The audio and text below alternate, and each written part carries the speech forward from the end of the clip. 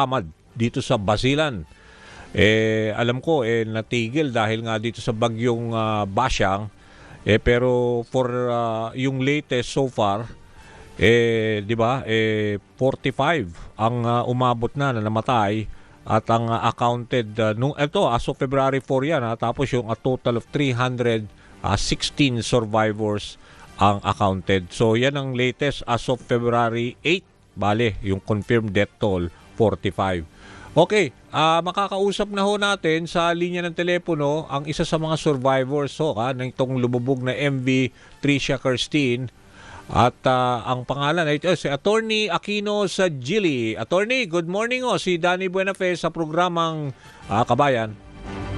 Hello, good morning po. Good morning. Good morning. Sir. Oo. So bali, Attorney, kayo isa ho kayo dun sa nakasakay dun sa MV Tricia Kirstine 3, tama ba?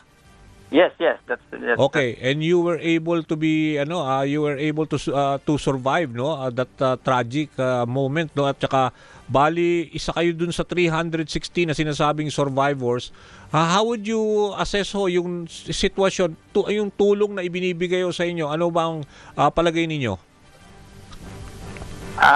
Tulong, let's clarify, no? Yeah. Tulong, ano yung tulong na gusto ninyo malaman? Galing sa gobyerno o galing doon sa Doon kumpanya? sa Allison Shipping Line so far. Sa Allison? Oo.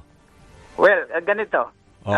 In the first place, nung the day after the incident, nag-offer sila ng cash assistance sa mga survivors Okay. na 10,000.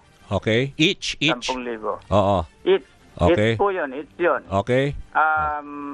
Dahil marami na pong nagrereklamo, kasi sa totoo lang, 10,000 hindi naman katanggap-tanggap yun.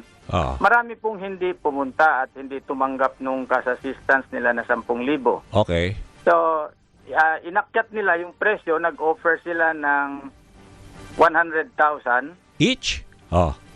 doon sa mga namatay, sa pamilya ng namatay. Okay. Provided nasa manifest yung namatay, no. Mhm. For victims na wala sa manifest, ang ino-offer lang nila is 30,000. Okay. No. Oo. So, to verify, kasi maraming nagrereklamo sa akin sa aking Facebook account. I went there personally, tinek ko. Kasi pinapapirman nila ng acknowledgement receipt na ang sinasabi representing indemnity for loss and damages. Okay. Oh. So, the acknowledgement receipt yun, ganun pagkasabi. So, pumunta ako personally para makita ko talaga and so that I can also secure a copy of the acknowledgement receipt. So, I went there, pinadocument ko, may kasama ako na nagbibideo. Sabi ko, kunan mo ng video lahat ng nangyayari doon sa Siyempre, loob. abogado kayo. Alam niyo yung batas. Opo, Tama. opo. Oh. So, tinanong ko po, sabi ko, I am a survivor of Yung Tricia Kirstine 3, no? Okay. What assistance, sabi ko, are you offering to me as a survivor?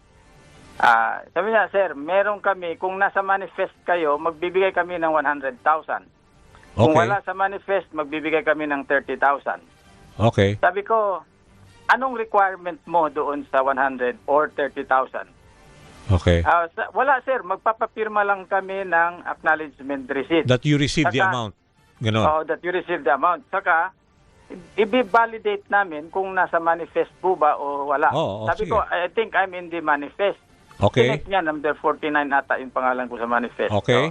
Oh. So sabi ko, anong requirement? Acknowledgement receipt po. Where is, show me the acknowledgement receipt. Tiningnan ko. Nakalagay doon, for indemnity of loss and damages. Sabi ko, ano sa tingin ninyo, 100,000 lang ang halaga ng buhay namin? Bibigyan nyo kami ng 100,000, tapos in effect, yun na yung bayad ninyo sa mga namatay at sa mga damages na nangyari. Yung gadget ko pa lang, sobra na 100,000 ang damage sa akin eh. What about, sabi ko, yung mga namatay?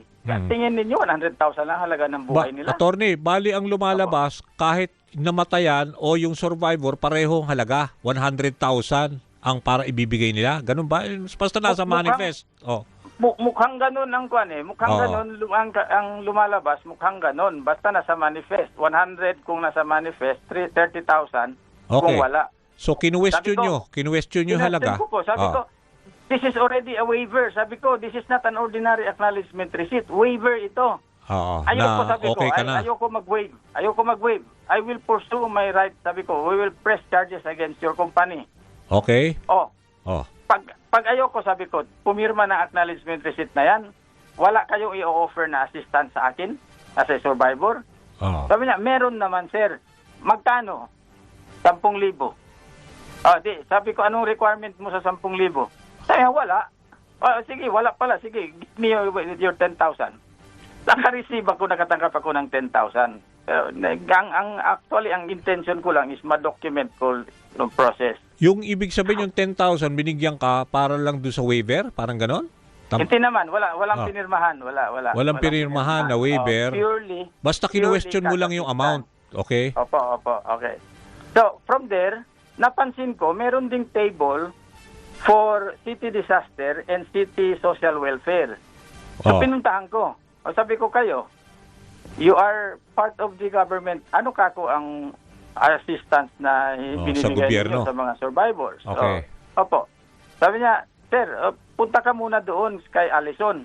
No, sabi ko, I'm approaching you because you are part of the government. Huwag mo ko i-refer doon sa private company like Allison.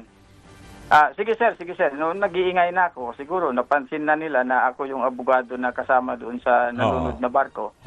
So, I was entertained. I was given 5,000 pesos galing sa City Disaster Risk and Management Office.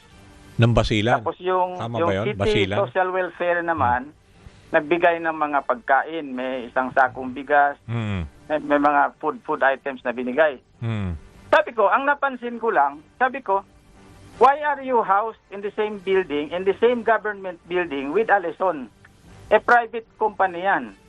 Sabi ko, you are sending a wrong signal, sabi ko, na nagpapagamit kayo sa Allison.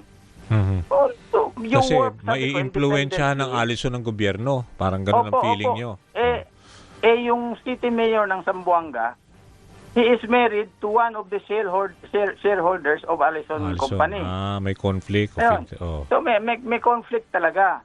Okay. Tapos ngayon, nagrereklamo si Mayor, bakit siya ang biniblame? Siya naman ang gumagawa talaga ng dahilan para ma-blame siya. In the first place, he has been acting as the mouthpiece of the company.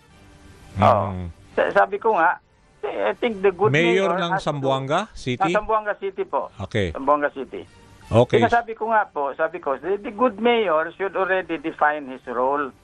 In what capacity is he speaking to the public? As city mayor of Zamboanga or as spokesperson of the company? Okay. Dapat malinaw yan. He is confusing his roles as private individual or as a spokesperson of a private company and as city mayor of Zamboanga. He cannot do that. Okay. So, attorney, medyo kapos tayo na sa oras. Ano ho nangyari na? Nakabinbin ho ngayon yung request ninyo at meron pa kayong susunod na, let's say, next step, legal step para ho maipursu yung case nyo? Yes, definitely we will press charges against Allison Shipping Lines. Okay. But before that, we realized, at least sa perception namin, there is a pattern of cover-up happening in Zamboanga City. Yung Philippine Coast Guard, yung Marina, parang masyadong bias. At saka yung mga city officials. Opo. Yung kanilang mga pronouncement, two days or 1 day after the incident, Philippine Coast Guard in Zamboanga immediately declared that the boat was not overloaded. Kulang pa nga daw sa passenger capacity. Yun ang deklarasyon nila. Wala daw ba overloading? Opo. So, kinu-question yun? Kinontra namin yun. Nag-ingay kami sa Facebook. Sinasabi namin, consistent lahat ng survivors ang sabi, overloaded yung barko. Overloaded. Sige, aabangan namin ho yan dahil kapos na ho tayo sa oras. Pero maraming salamat ho pero in the spirit of fairness, talagang sinusubukan din natin, baka bukas yung Allison Shipping, yung kinatawan nila, Philippine Coast Guard, si Mayor Olaso ng Zamboanga at Marina. Para ho at least balanse ang diskusyon. Maraming salamat sa oras, attorney. Thank you. Okay. Yes, idagdag ko lang po for a minute. Sige, okay. that is because we perceive that there is really a biased investigation going on. Cover up. Kaya sumangguni na po kami sa Senate at sa Kongreso okay. so that magkakaroon ng legislative inquiry. Sige po. Yun Okay. lang po. Okay. Maraming salamat, Attorney. Thank you. Okay, thank you also for the time, for the opportunity to air our side. Okay, thank you. Yan ho ang isa sa mga survivor ng lumubog na MV Tricia Kirstine 3. Yan ho si Attorney Aquino sa Gili. Bueno, alas 11 na naman ng umaga. Ang bilis ng oras.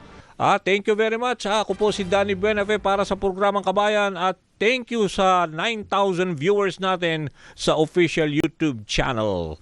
Okay, babalik ho ako bukas, Wednesday, pero pagkatapos ho ng programang ito, syempre yung nagseserbisyo ang susunod with Nina Corpus and Biggs Bustos. Bye-bye!